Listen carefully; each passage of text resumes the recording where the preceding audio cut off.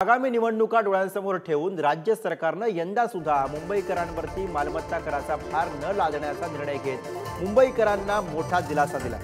विधान परिषदेमध्ये बुधवारी या संदर्भात एकमताने विधेयक मंजूर झालं।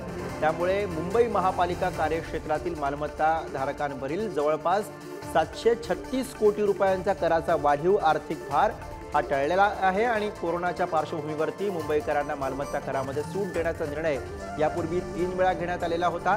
फेब्रुवारीच्या पहिल्या आठवड्यामध्ये मुंबईतील करदात्यांना सवलत देण्याबाबतचा निर्णय मंत्रिमंडळाच्या बैठकीमध्ये घेतला होता।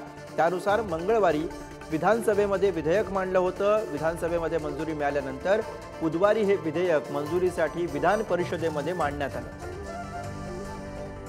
जे बिल आहे हे मालमत्ता कर हा मुंबईच्या नागरिकांवर बसू नये यासाठी आणलेलं बिल आहे। मुख्यमंत्री महोदय जी घोषणा करतात ती 100% पूर्ण करतील, पण आज या बिलामध्ये याचा कुठेही म्हणजे मुंबईतले कॉन्क्रिटीकरण असेल, मुंबईतला अजून काय असेल याचा उल्लेख नाहीये। आणि म्हणून मला विनंती करायची की हे जे बिल आहे हे राजकारणाच्या पलीकडे जाऊन विचार करण्यासारखं आहे बिल, आणि म्हणून हे बिल मंजूर करावं ही माझी प्रामाणिकपणाची इच्छा आहे।